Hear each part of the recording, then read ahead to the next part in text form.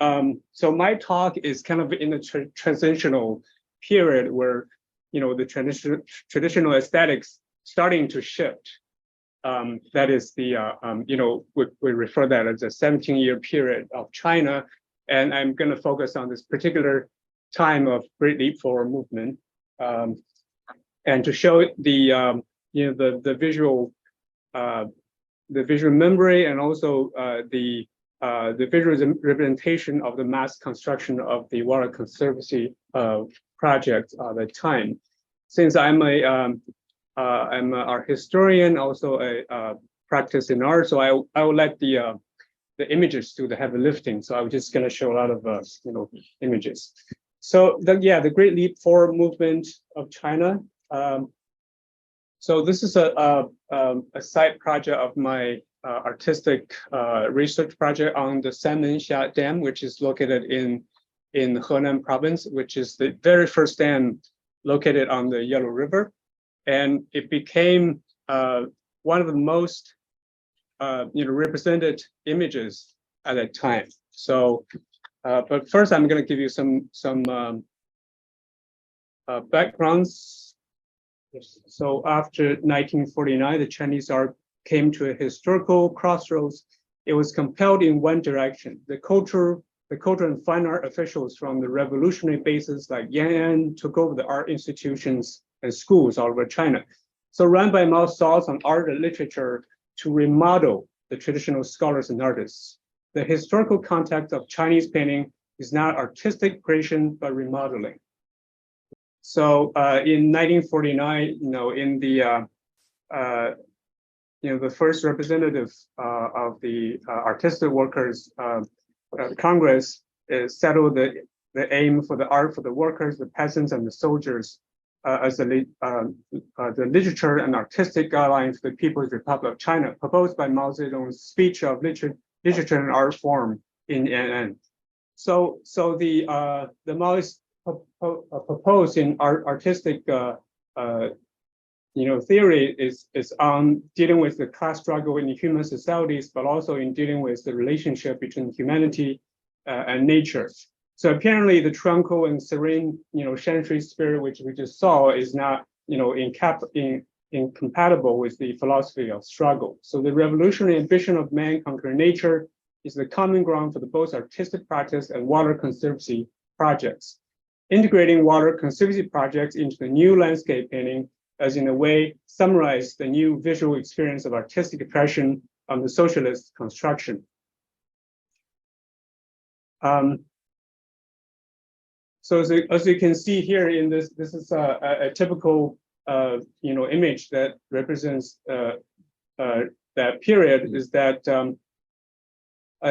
this kind of work requires artists to inject the tremendous amount of energy and passion, utilizing every artistic language there is, from the subject matter to the complexion of the figures, from the dynamic composition to a contrasting juxtaposition of color and brushstrokes.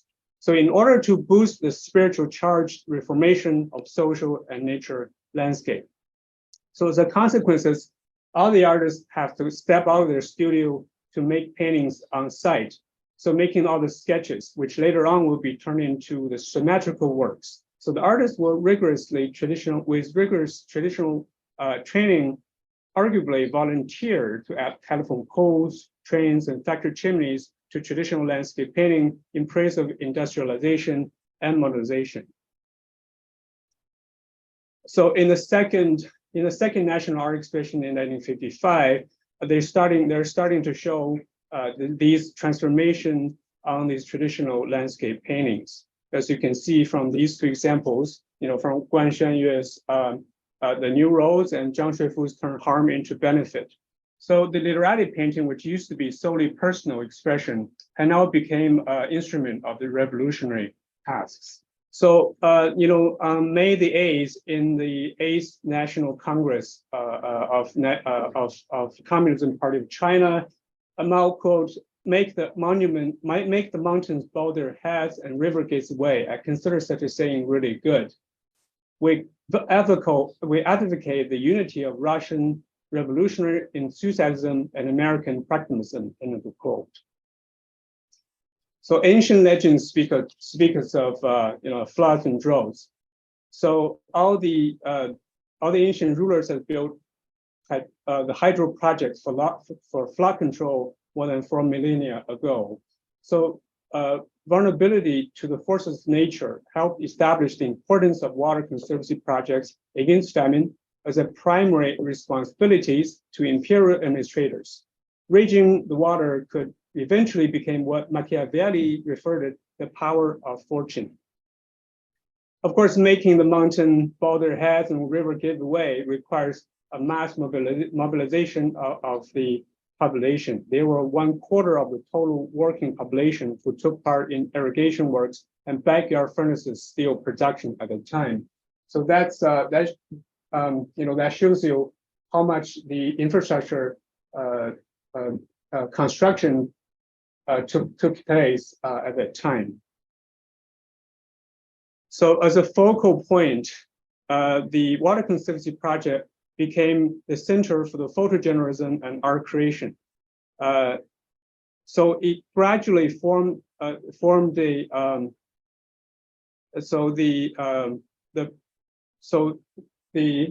in the process of topic selection, production, and publication, it gradually focused on the water conservancy projects. So this kind of enthusiasm of the new era has been shaped by art. And so the basis of this construction, it shows this kind of microcosm of a social ecology. It's about political mobilization, labor organization, united front, diplomatic activities, engineering achievements, scientific research, food and sanitation, culture, entertainment, etc. So it's all that is the basic content of such a narrative logic. So other than photojournalism, one of the traditional Chinese paintings advantage was showing this panoramic view of the construction site. So which is a unique perspective in the Chinese landscape painting. So we're starting to see the staging of these massive construction, which is shown in this long pencil painting by Guan Xianyue. So if in the first 10 years in the traditional New China, the traditional painting's job was to transform or add new elements in the nature environments. After 1958, which is the starting year of the Great Leap Forward movement, the theme of the painting shifted to human activities from the people's commune, big rice pot system, free meals, and abandoning the peaceful race, which are all the economic terms, became the title of the artwork at the time. So, other than just showing the images, they have to put on the words just to make sure everyone gets the point. So, so this adversarial, language of man against nature shows this how we understood the nature and the human attitudes and behavior towards the environment in China during the Mao years. So this militarization and mobilization of the people, not just to go against the foreign and domestic threats, but also against the nature that promote the modernization projects that transform the landscape and degraded the environment. So some of the details, and see how in these images that the artists are focused on the human activity and how remember all these workers are farmers. They're getting away from their farmland and to work for free. So it's a mass mobilization. And also for the very first time, the explosion has been depicted in Chinese Washington painting. So of course, in the Mao's era, this kind of this what's that? Yeah, well, yeah. So this massive construction on the water conservancy projects shows this is also a declaration of legitimacy of the Chinese party. So the ubiquitousness of the banners, of the red flags, actually manifests the triumph of the three banners, which is the general line for socialist construction, the Great Leap Forward, and People's Communes, which was advocated by Mao in the late 1950s.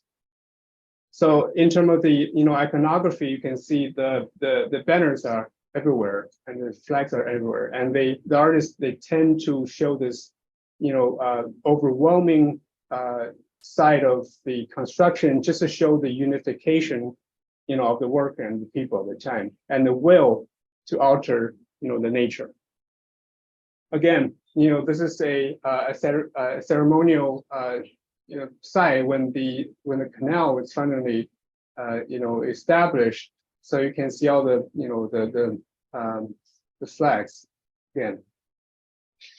So back to Yellow River, which is we're talking about in October 1952, in the very first inspection tour after Mao took power, he went to Feng by the river of the Yellow River, and says that we must see to that the Yellow River is well harnessed. As we know, Kaifeng is an ancient city long suffering from the Yellow River's flooding.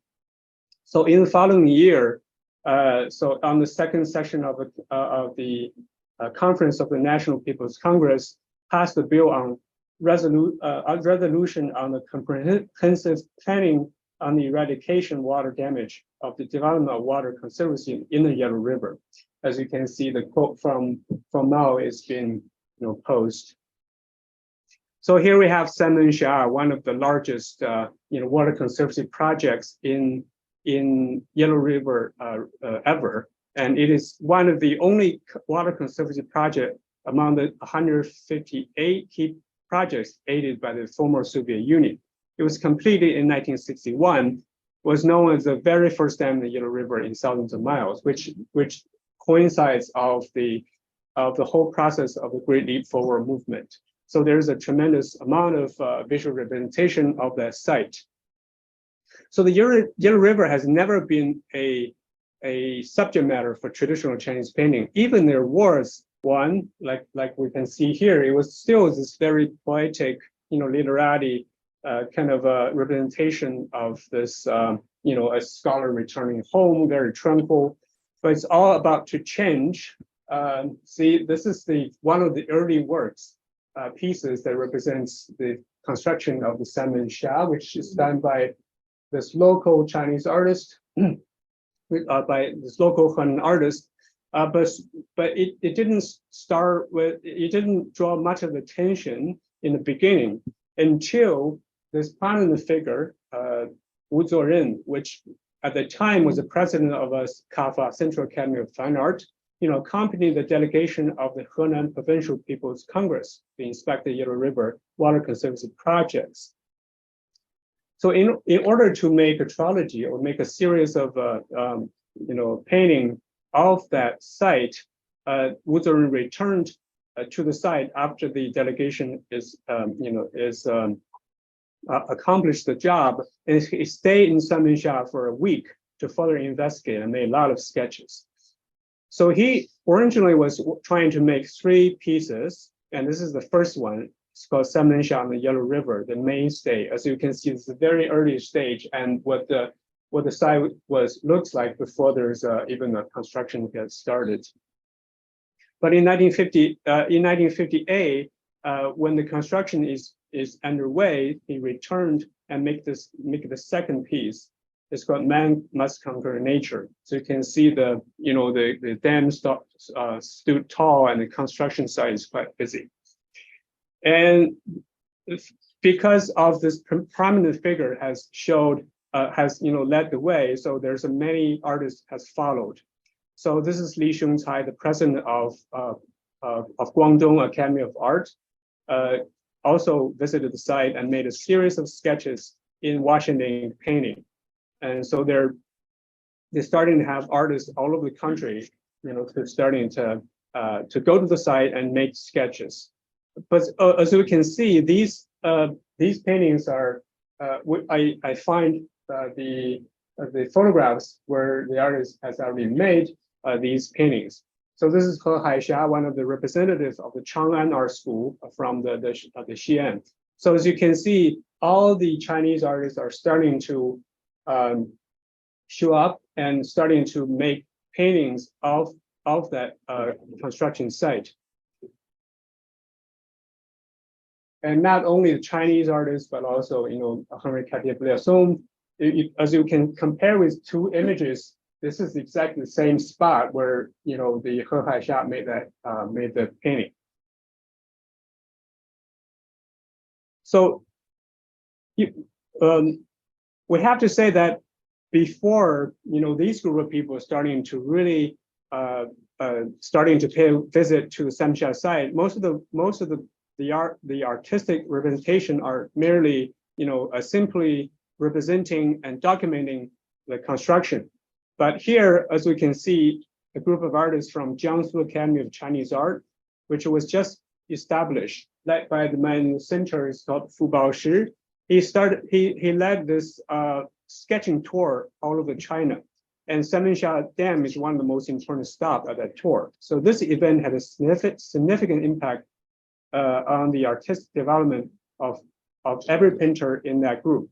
And basically, every artist had works from this tour, which are related to their status in their art history of China.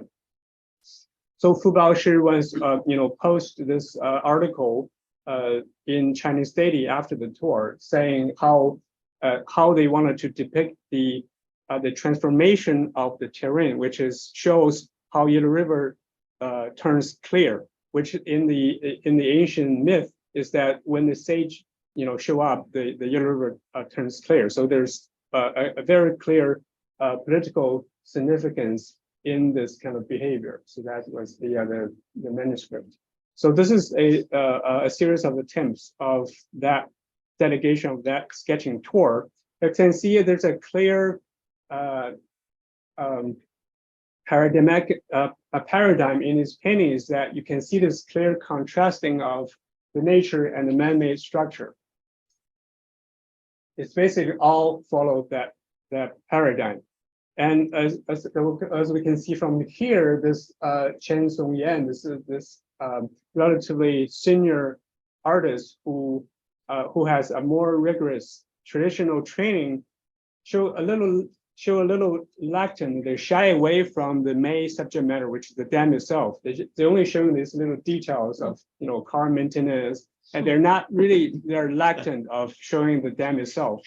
But as we can see later on the younger generation, which is this person on the left, Song Wenzhi, which is born in the new era and who didn't shy away from the subject matter at all. He actually made 7 versions of that of Sanmenxia Dam. So he received a great professional reputation and successful from the successful of the series. So it became one of his representative works. So just take a look at how the form or artistic languages has evolved. So this we can see a little of the traditional formal language in this work, and after receiving some criticism of being too realistic or documentary about the site, he's starting to reorganize the composition and to make it more artistically appealed. So with the motif developed, we can see the site starting to move away, and the nature surrounding and the man-made structure starting to become to the foreground. Which is showing on the left is that the terraces symbolize the alteration of the nature terrain has been introduced in the painting. So it shows the successful of the great changes in the mountain.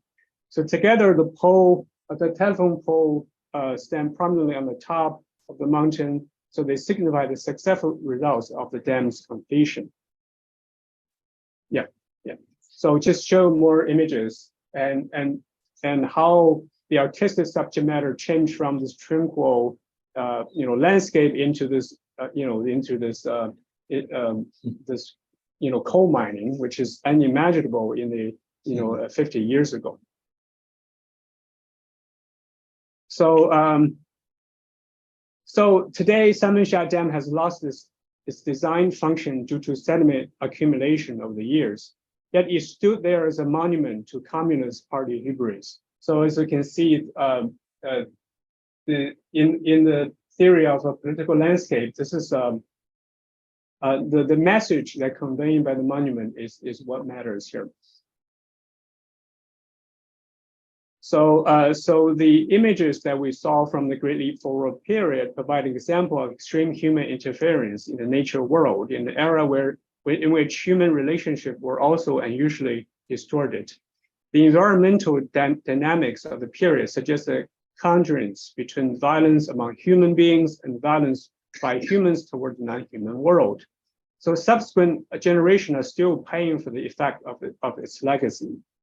And one of the subsequents is the dislocation of the people in the flooding area of the reservoir caused by the construction. So there are a couple of there are some of the fictions and also general reports that is being published. So the Great Migration, as we can see here, was banned after it got published. And also there's a documentary showing the present status of that dam. So the construction of the Sanmenxia Dam shows the authoritarian system, this legacy lingers due to the modern, due to the Chinese authoritarian system, recent history, cultural traditions, and national character. So in the new millennium, this commitment of changing the landscape and in expense of yet another mega project of dislocating many peoples, hands over Chinese environmental policies. It can be understood in the context of mankind's mega project that aim both at the mastery of the nature and suppression of its own kind.